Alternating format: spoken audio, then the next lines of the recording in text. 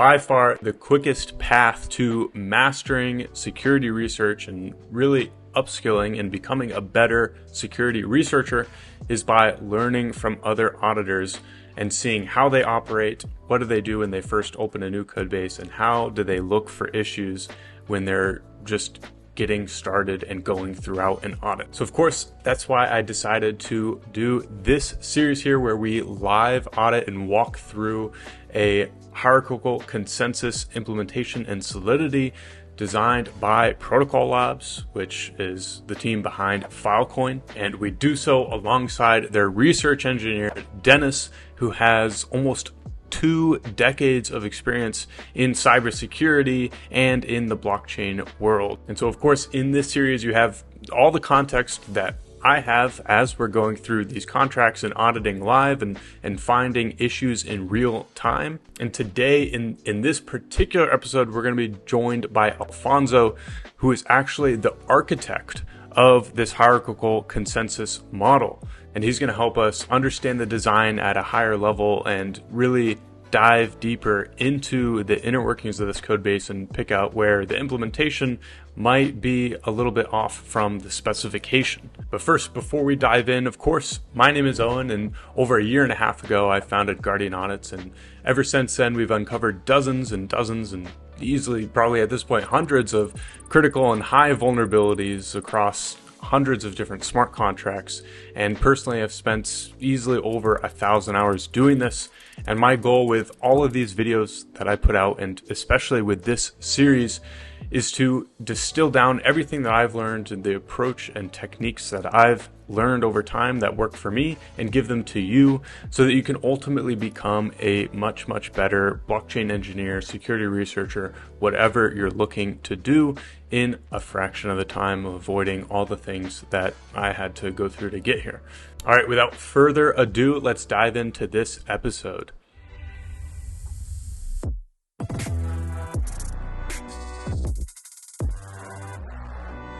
Alice in a subnet A is going to send some tokens to Bob in a subnet B. And this is the simplest crossnet protocol, crossnet flow. So I suggest starting with that. So here we use release function. Alice has accounts in a root network and in a subnet A, and Bob the same. Bob has an account in the root network and subnet B. And Alice, to send X Filecoins to Bob, Alice calls release function, and the release is a function from an interface of a gateway actor, called release. Then that message is added to the state, the information about amount of tokens added to the state. There is an agent that can read the state and create bottom-up checkpoint, and then calls submit checkpoint on subnet actor of a rootnet. Then we call commit child checkpoint on a gateway of the rootnet. Here we call gateway actor perform send method, right? And then we have Alfonso. Why do we need fund here?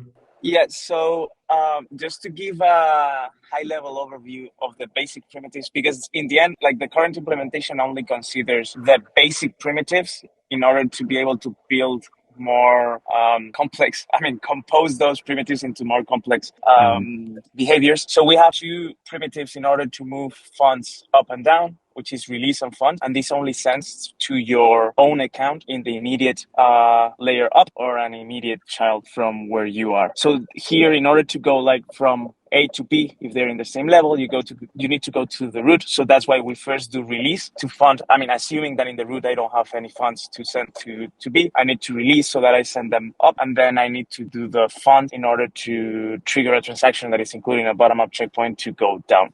In this case, we call fund for Bob account, right? No, it's for Alice, because like in the end, it's, and this is something that we can change. It's just so that the formal analysis of the protocol was easier for the scientist. It is a better abstraction to consider sending, instead of saying, hey, I'm going to fund Bob directly, it's easier to say we have this abstraction where we have an address for Alice and for Bob in both, in all subnets, because in the end it's an externally owned address. So sending from Alice to Bob, from the parent to the child, it is at a low level sending to myself in the child and then to Bob. And the reason why we do it like this is to be able, because you cannot predict in advance the gas that it's going to cost to send these transactions in every subnet.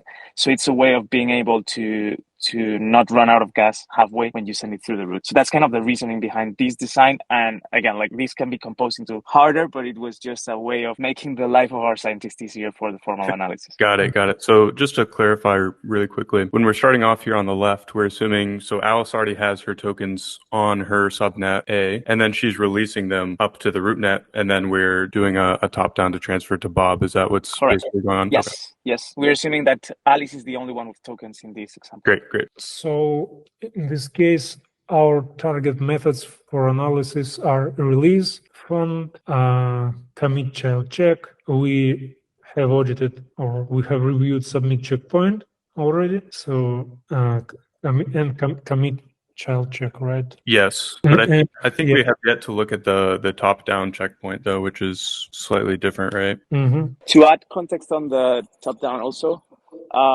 so this one in the end is just an artifact. I mean, we have this concept of the proof of finality because one of the assumptions of the protocol is that in all child validators are syncing with the parent. So this is just an artifact that we use to agree as part of the consensus that everyone is seeing the same state as final, or at least a majority of the validators have seen some state in the parent as final. With this, I mean, this is just the easiest implementation, but like, we have other options. I mean, my point is that this is in the contract because it was the easiest thing to do, but this eventually may not be in the contract and be part of the consensus, because what we want is just all of the validators, or a majority of the validators, to agree on a final state in the parent, because they are all syncing with the parent already. Right. So, and I mean, we'll get into it when we look at it, but this submit top-down checkpoint, is this basically the main mechanism by which these subnets are going to be able to, like, get these messages? So, like, if I'm sending a cross message from, subnet A over here to subnet B, they have a common root. Is this submit top-down checkpoint, that's the only way that we get a message down to B from the root? Correct. Yes. Okay. And that syncs, is that on the same sort of clock as like these bottom-up checkpoints? They have their own clock. So you can have a period for the bottom-up and another period for the top-down. And the reason is that top-down is cheaper, right? Because you can, so the consensus on the top is slower. And right now we are using, I mean, we pay gas for this submission, but eventually we want, because of how we are thinking about designing that at peer level, once it goes through the consensus, we may not even have to pay gas for this because it will be executed as an implicit message in the consensus. But we want this to be an on-chain logic, right? Because that way we all have a deterministic execution of whatever submitting the checkpoint means. Okay. Yeah, that makes sense. The only thing, just an initial thought that I had, and I mean, we haven't even started looking at the code yet, but initially I'm thinking, will that have any sort of impact on the firewall principle? Because if we're modifying the circulating supply when we're doing these bottom-up checkpoints and a different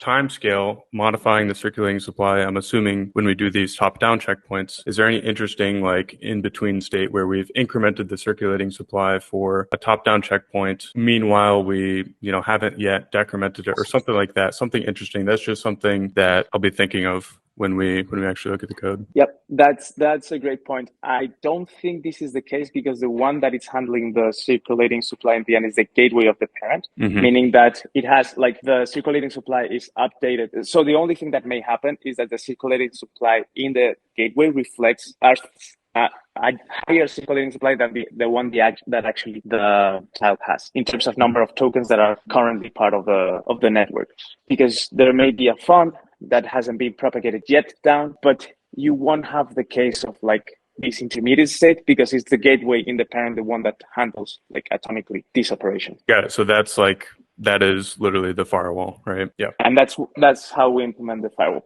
It may make more sense once we look at the code, but and again, like maybe we are missing and there's some blind spot and you realize that there's something sketchy there happening, but that's kind of like the reasoning right now. Got it. Okay, great. Yeah, sorry to, I don't want to derail this. No, this is good. Please go ahead. Okay, so should we start with font or with release? Yeah, let's start with release. So I guess we'll walk through this example. Release is very short. Okay, so payable, external, has fee. Yeah, and we analyze has fee, if I remember correctly, in the previous session. And my question here is, should we use less message value, less than cross message fee, or should we use less or equal? Because if the value is equal exactly to cross message fee, that means that we will send zero actually. Yeah, I think that's a great point. We need messages that user is going to send a message. He has sent the message, but as a result, he sent zero to Bob or to, let's say, its account on a parent network. Does it make sense to send zero? Yeah, I think that depends where this has fee modifier is used, right? Because we have these we have fund and release. Those functions, they definitely expect to send a non-zero amount of native tokens, right? But there are also just this idea of arbitrary cross messages, right? Which can just if I want to execute a smart contract on this subnet with, an arbitrary message, arbitrary data, call this function selector and, at this address here, I don't necessarily have to send value with that, right? Mm-hmm. So I could just cover the fee and then there could be zero value left over. Yeah, I agree with that. So in the send cross, potentially we should have an equal there, not for the release and fund, but definitely for the send cross. Yeah. So, I mean, that's interesting actually. So it's sort of a byproduct of us having this modifier. So we've abstracted out this check for has fee for every function that expects to pay a fee. But it's interesting because that implies that all of them have the same characteristic of you can either supply zero native tokens or a non-zero amount of native tokens. But very much in the case of release and functions like this, we expect it to be a non-zero. So, I mean, it's definitely, it's certainly a more nuanced detail, but potentially it doesn't make sense to completely abstract out this modifier for the functions. There could even be two modifiers here, right? It could be has fee non-zero message value, has fee allow zero message value or something like this, right? Because like you said, exactly with this release function, we don't want to allow a message.value that is literally equal to the cross message fee, but in other cases, we do want to allow that. Mm-hmm. So yeah, I think it's definitely a great thing to note down. There might want to be multiple modifiers, or maybe even just axe the modifier entirely and have bespoke validation in each function. Right. Okay. So this makes sense. Exactly like you're saying, release goes, we release to the parent commit a bottom-up message. Okay, let's see. Could you tell me how we are creating this release message? So we have subnet, signer value, pure function, ROM. So here we use burned funds actor. Alfonso, can you say more about burned funds actor? Yeah, this is a legacy thing. So it's a way of identifying, because before we had different types of cross messages. And when you release, the first thing that is done is that the value that will be included in the checkpoint, they are burned. We do some like a two-phase commit or a two-phase swap where we just we burn in the child subnet and then we release what was logged in the parent. And it was a way of identifying that this is a release message because it's from you to yourself in the same actor. And this is just because before we had arbitrary messages without all of these basic primitives.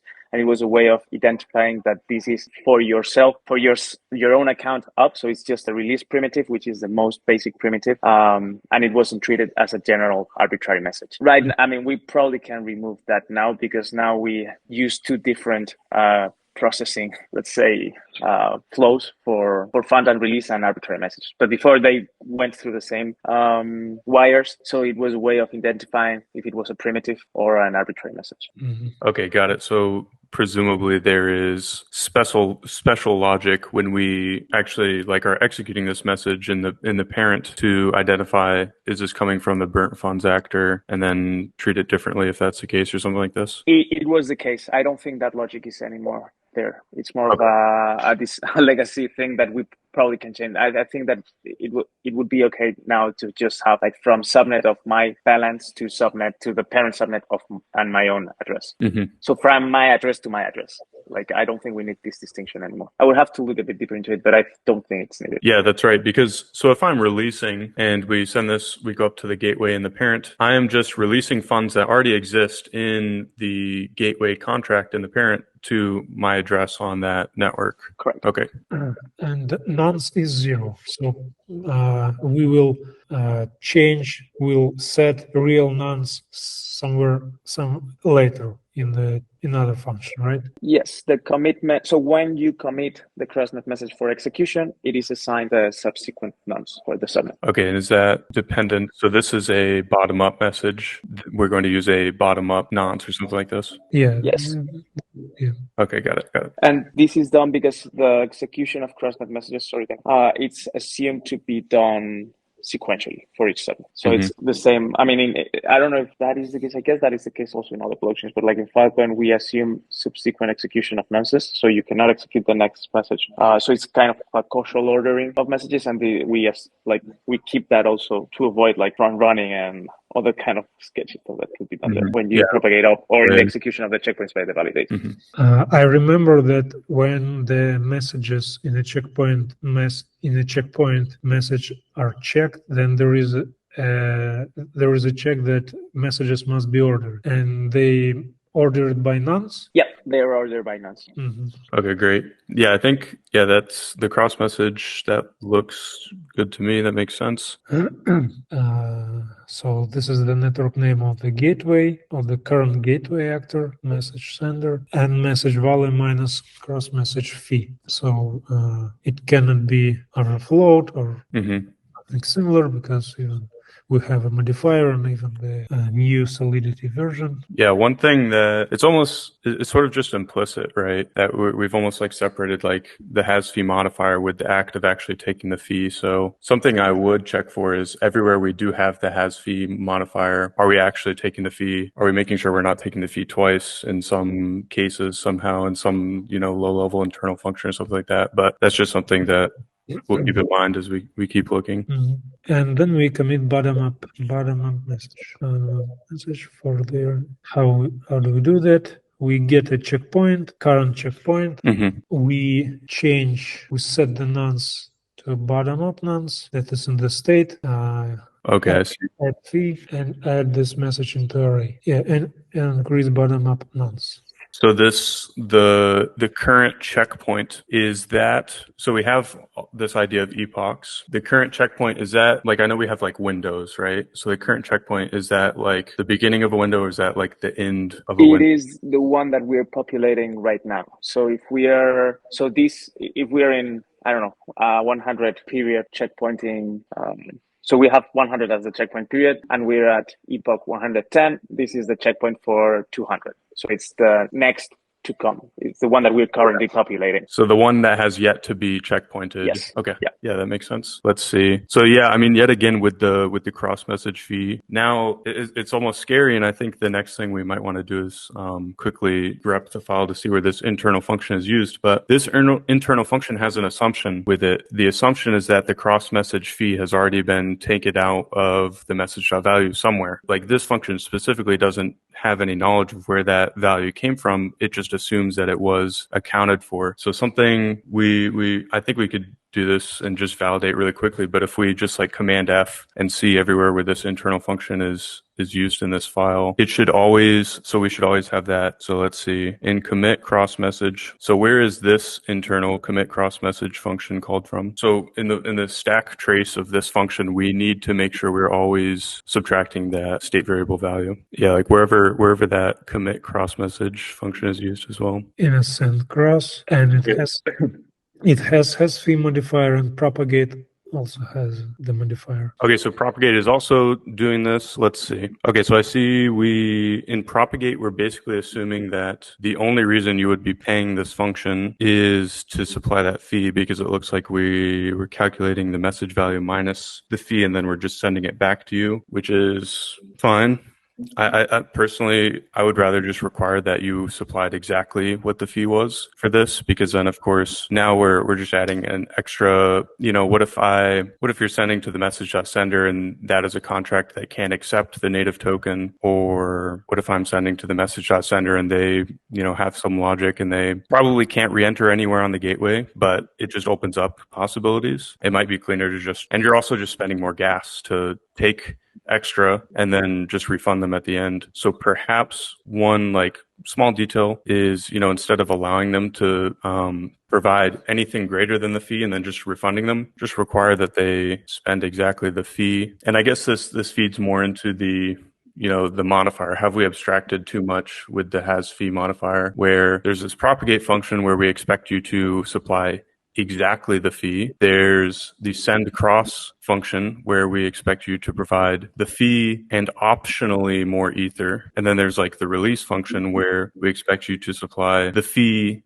and always more ether or something like this. So it seems like we're using one modifier, but really to have exact validation for each of these different functions, maybe we need something unique for each one, but that's just it's really a small detail, but something that I'm noticing here. So noticing about send value, or you also... Yeah, so for propagate specifically, the note that I would make is maybe it would be better to just simply require that the message.value is equal to the fee instead of having refund logic at the end. Great. And then can we also see the send cross function? I know you said they had the has fee modifier, and it does, but I just want to make sure that we're accounting for the message.value that's being subtracted from there too as well. Okay, so we have has fee, and then so I guess let's just walk through this function. We have okay, so we've got some require statements. What's interesting is the second require statement here is based on the message.value. And we are requiring that so if I'm sending a cross message for 1 ether and I provide 1 ether, I must provide 1 ether exactly depending on that validation there. But then we're also saying that there's a fee. So how can I give you the fee and also give you the value of the cross message exactly, right? Alfonso, do you have a comment? Yeah, so no, I was thinking because so send cross send cross is thought to be sent as a side effect for from a smart contract call, right? Because if you want to call and if I'm Bob and I'm in subnet A and I want to Alice, we were using Alice in subnet A, and I want to call the smart contract that is in subnet B, I can decompose this into a release, a fund, and then the actual call. Mm-hmm. So this send cross is thought to be called only by internal contracts, not by externally owned addresses. And this may change because once we have account abstraction, this starts being a bit messy. But the idea is that this send cross is called by a contract to trigger a side effect of the contract. So if you trigger a side effect, the assumption is that you would, if Alice calls some contract that triggers a send cross because it needs to call some other contract somewhere else, it would pay for the gas, pay for the amount, and then pay for the cross message fee. This will move up, and then someone will have to pay for the gas to propagate. So it just moves it to the parent, and then if we want to go down, it would have to pay with propagate. So that's the flow, the end-to-end flow of how this works. But I agree that I don't it's not easy to give the right amount or the right fee there. I don't know how to figure out the UX. Does this make sense?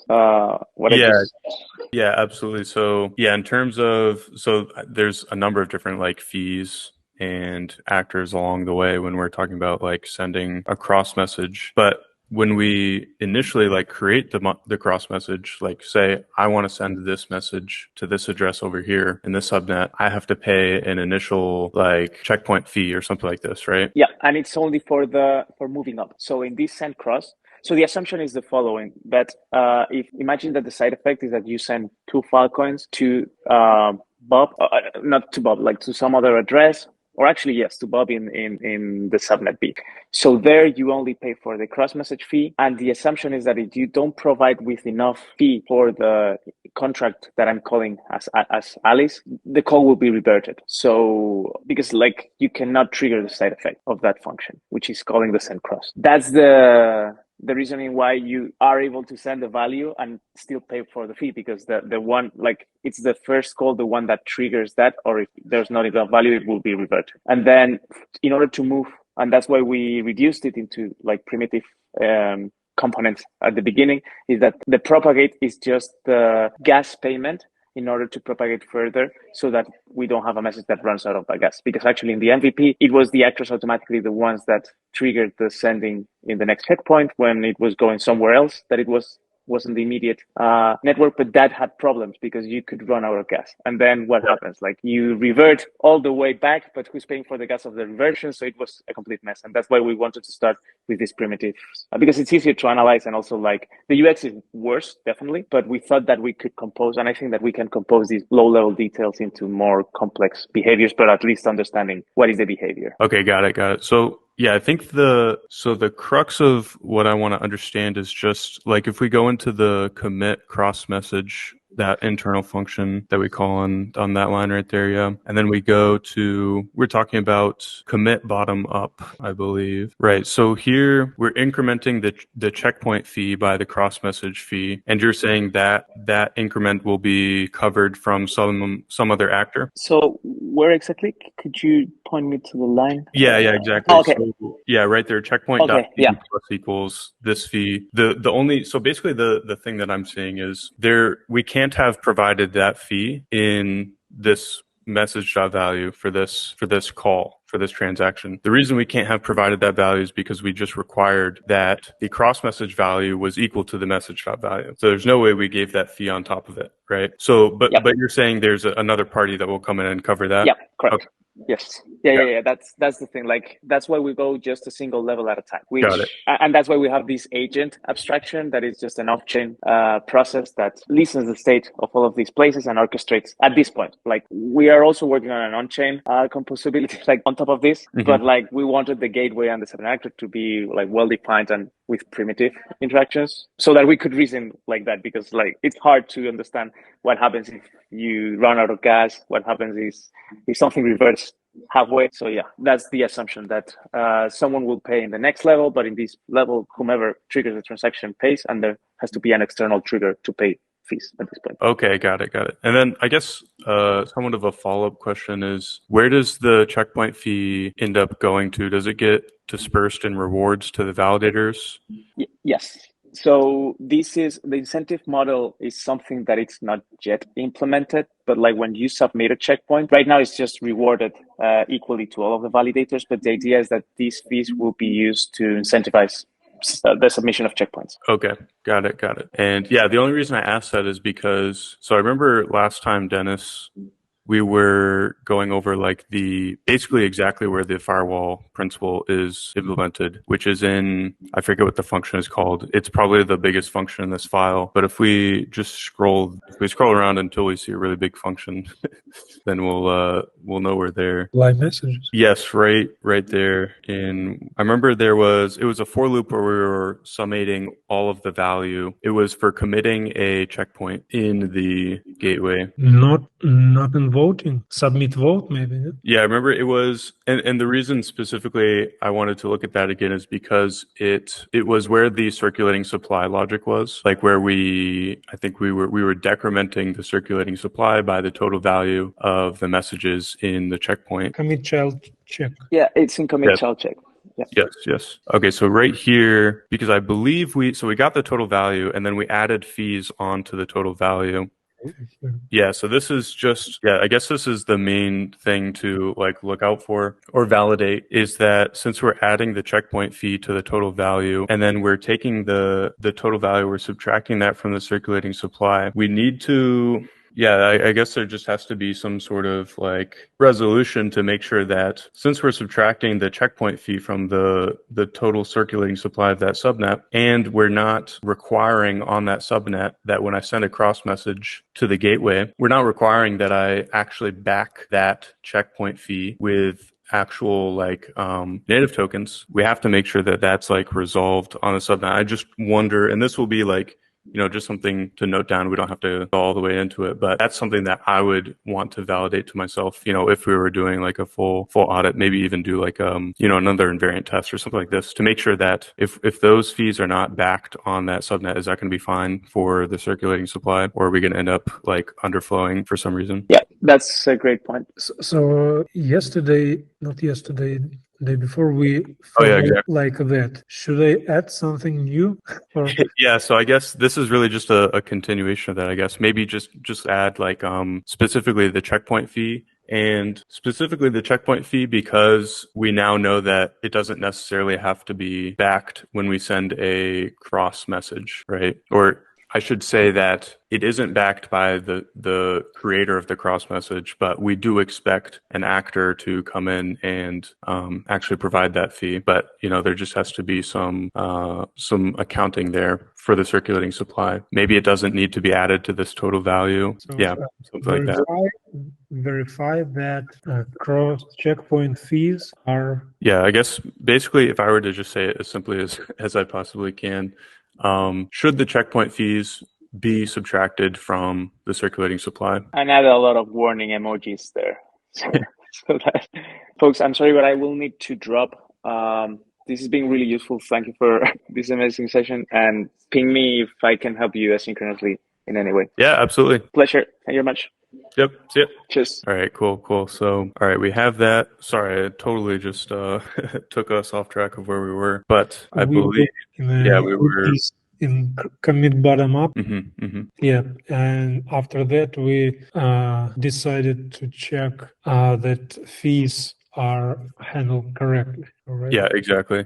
And then I guess one other thing that I was thinking on this function is it's a really basic optimization. Like, honestly, it might not even be worth implementing. But one thing is I noticed like we're setting the nonce to the message nonce and then we're incrementing it later on. Technically, we could probably save a little bit of gas. And on line 645, we could do message.nonce equals bottom up nonce plus, and that will increment the bottom up nonce and also still do that assign for the nonce. Yeah, exactly. But I mean, there are of course trade-offs with like documentation and stuff, but like code readability. But yeah, but I mean, beyond that, this function, makes sense to me. I think, we went through it well enough. Good. Comment bottom up. Cross. So release. And probably we should look at the fun function because they're very similar. So how the cross message is defined by the same way.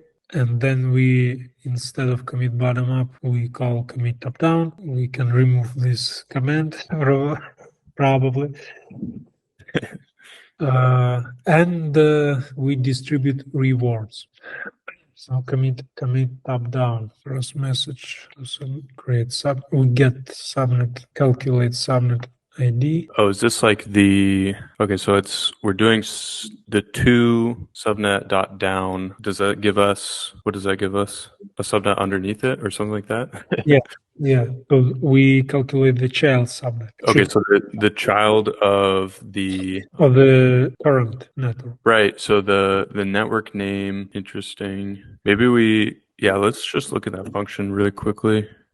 It moves down in the path from the subnet ID given as an argument. So the subnet 2 is a child subnet and subnet 1 is a parent subnet. Oh, is it like saying I have this subnet here and then there are subnets in between here and then we have another subnet all the way at the bottom? Is it saying that I'll give you the next subnet in the path to get to ultimately this one at the bottom, which is subnet 2? Mm-hmm. It moves down in the path from this. Okay, so it's telling you have this subnet and this subnet. Here's how to get to the next step in the path from subnet 1 to subnet 2. Interesting. Yeah, and it's not a very trivial function. Yeah, so I think that's what that would make sense to me. Let's see. Subnet ID is an array of addresses.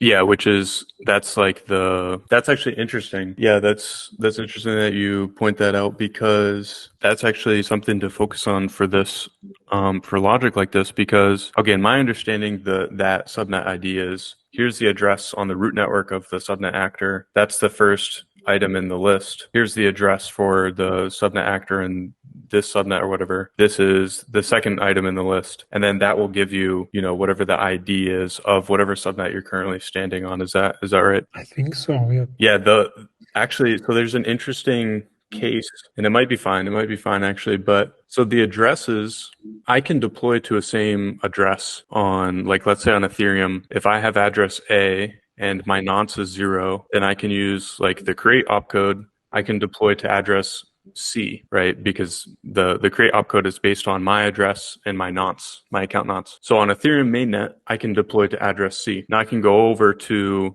like Avalanche, and they have the same create opcode that also depends on my address, the same Ethereum address. And let's say my nonce on Avalanche is also 0. So I can deploy to address C on Avalanche as well. So you could have a subnet ID that is address C / address C / address C. And that might be fine as long as we're always using the full path to identify this subnet. But what's interesting here is we have this while loop, and we're like checking if roots are equal. I think that's fine if you start from the root, but it's interesting that if we ever use like a relative path ever in the system, then I could confuse the system somehow if I'm able to create an address on a different subnet that is the same as the address on the root network. Does that make any sense? Or am I thinking like circles around myself?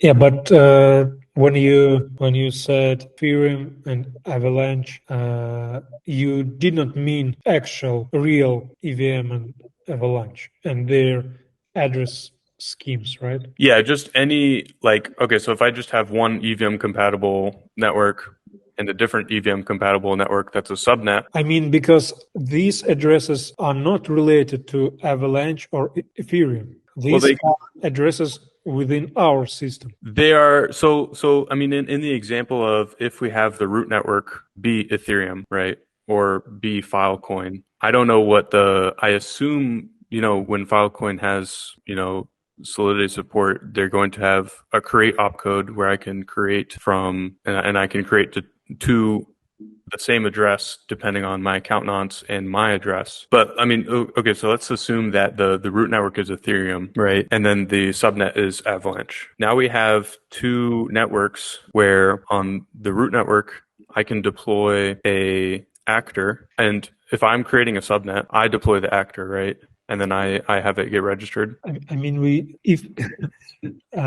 so I'm a little confused because when I used Ethereum and Avalanche in previous sessions, in intro session, I did not mean that we use real Avalanche and real Ethereum, right? It's just it was the same like Alice and Bob, but from blockchain world, right? Yeah, the specific blockchain doesn't matter. My question: is it important in your reasoning that we use EVM compatible blockchains or not? That's my question. It is because we don't use them. We don't use their design or implementation specific address schemes and so on in our implementation or in our design. So it's I would say it's not possible to use something like confusion attacks here or in arbitrary function that handle addresses if two EVM compatible blockchains use the similar address schemes. That's my thought on that. But if we can just start reasoning in terms of arbitrary characters or bytes here, it would be very useful. Yeah, no, I 100% agree. Yes, exactly. It's not necessarily dependent on specifically like EVM compatible, but it is something that specifically is possible in EVM compatible, but it's also possible outside of it, right? So if we're talking about an arbitrary like scheme, the root is really just, I can have an address on the root network that is the same as the address. I can have another, like Alice has an address on the root network. Alice also has an address on the subnet. Now, if I can have an actor that has address A on the root net and then the same actor, or we'll have a different actor on a subnet that also lives at address A on that subnet, which is possible, regardless of if it's EVM compatible or not, then I'm thinking there may be a possibility for, some sort of, confusion over is this actor or is it that actor, right? Because we're using addresses as the ID. And so it's fine if we always use the root path, right? So /A is different from /A/A, but if I ever use a relative path, I can't distinguish A from /A if we're using relative. Yeah, of course. Yeah, so that's just the only thing that got me thinking when I saw like a while loop where we're just comparing like, addresses in the list. Should we look at the tests, maybe? Yeah, sure. Destination 0 root address, subnet 1 address 3. Okay, and destination is a array of addresses, and subnet. So subnet ID1 is a root, subnet ID2. Okay, that's exactly the same you were talking about, right? Yeah, so I'm thinking it's fine as long as every time we talk about subnet IDs, we're always talking about the absolute path from the root. But it's interesting actually, right? Because we don't, the design of the we don't know the root. Does not enforce that. Yeah. So it's possible that you could have subnets with the same ID, but they can be different, in completely different spots of the system, which also might be fine. It depends on which gateway you're talking to. Like if I come and I talk to gateway here and I tell it /A/A, it's thinking, /A/A from over here. But if I'm talking to this gateway and I tell this gateway /A/A, it has a different /A/A that it's thinking of. Okay, but that was just a test. And where do we? Okay, so yeah, and like specifically for this, like a subnet ID. Now, subnet IDs, they always live within the context of this gateway and below. Is that right? So if I came to this gateway and I tried to give you a subnet ID of something, way over here, it doesn't make sense. It has like a nonsensical result. But it's interesting that if I did take some subnet, well, I guess that subnet, if I gave you an invalid subnet, it wouldn't be registered in the gateway that I'm talking to at that time. So maybe it's fine. This is definitely something that I would note down though and go into further. But we require that the length of subnet 2 is less the length of subnet 1. If the if the subnet 2 has a longer root than subnet 1, then we return an empty subnet. It actually doesn't make sense from what I was thinking the function did originally. Subnet ID, okay, subnet ID 2 is a root address and subnet 1 down subnet ID 1. Subnet ID 1 is just root. Okay, subnet ID. Okay, so it calculates the subnet with the prefix in the first argument. Right, so the first one actually has to be the one that's lower down than the second one, right? So subnet 2 is actually higher up from what I can tell. Subnet like the parameter subnet 2. Sorry, it's a bit confusing. No, subnet. So this one. So subnet AD1 is the second parameter, right? Yeah, exactly. Yeah, like subnet 2 is this thing that is higher up in the hierarchy. And this subnet has two levels, root and subnet. Yeah, and that corresponds to subnet 1. Just a root. Yeah, exactly. So I guess it's just flipped actually, from what I originally thought. Yeah, so why while I is less than the okay, and because of that I don't understand that logic. If the length of the subnet 1 is 3 and the length of subnet 2 is 5, then in this loop, Well, the subnet 2 is actually, the length of subnet 2 should be small. Less. Like the subnet 2 parameter is the thing that's higher up. Like subnet 2 could be like the root network, and then subnet 1 could be some subnet down here. Yeah, like in the test, they provide subnet 2, that's the root network, is the thing that's higher up. It's a bit confusing because it's like exactly flipped from what I would have expected. Okay, so and while and they're okay, and they are the same, we increase I, and then if I is equal 0, that means that there is an empty network subnet, and then we accumulate all parts of the subnet 2 with I greater than the length of the subnet 1 and return it. No. Yeah, so subnet 1 route. I think, let's see, because, okay, so our hypothesis for this function is that it returns the path, like whatever the next thing in the path is, right? So we need to construct the ID of the subnet that is next in the path. So it looks like what we're doing is we construct the common path between subnet 1 and subnet 2, whatever the common path is, because remember, subnet 2 is higher up than subnet 1. So we basically get to subnet 2 and we build that up. And I'm thinking there's a lot more efficient and easy to read way to do this. But then we're just going and we're looking at what is the very next thing in the path, and we're adding that. We're building up the root after this, and then that's what we're doing in that for loop. I think there's actually a much more gas efficient way to do this in a single loop, and there actually might not even be a need for a loop. I would have to think about that though. Actually, yeah, I don't think there does need to be a loop at all. Well, yeah, certainly it could be done with one loop. Yeah, then the only other thing I would note from this is there an edge case where I have a subnet ID that has an address in it multiple times, like the same address multiple times? I don't know if that can mess with the logic in any interesting way, but it's an edge case that I would definitely keep note of. And like as I'm going through audits, especially of big code bases, it helps me to write down these notes. And because oftentimes, like when I first notice them, I don't know how they could be used and how they might affect something. But then after I like understand the bigger picture, then I can look back at these notes and immediately be like, oh, well, this is gonna be a problem over here for this reason. So could you say it again? What is the edge case? Yeah. The edge case is if I have a subnet ID that has the same address in it multiple times. So like A/A/A.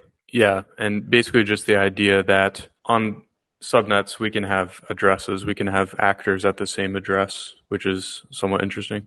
But yeah. Okay. How did we get there? Yeah, that's right. No, we literally just went in here. All right, and that is all for this episode. We're starting to get pretty comfortable with the code base.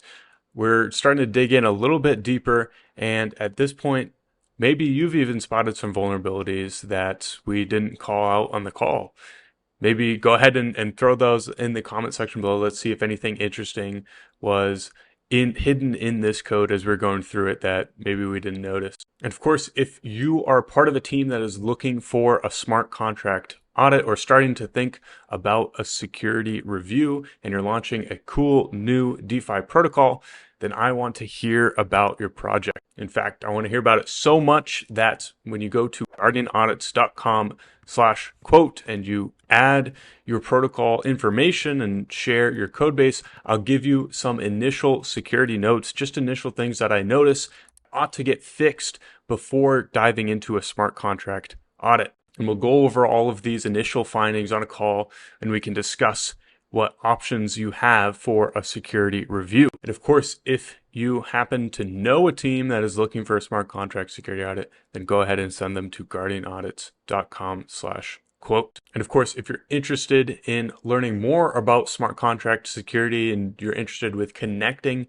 with folks from across the world who are also interested in this area of Web3 security, then go ahead and head over to lab.guardianaudits.com and submit an application to join our free community of smart contract security researchers. All right, that is all for this time. I cannot wait to see you in the next one.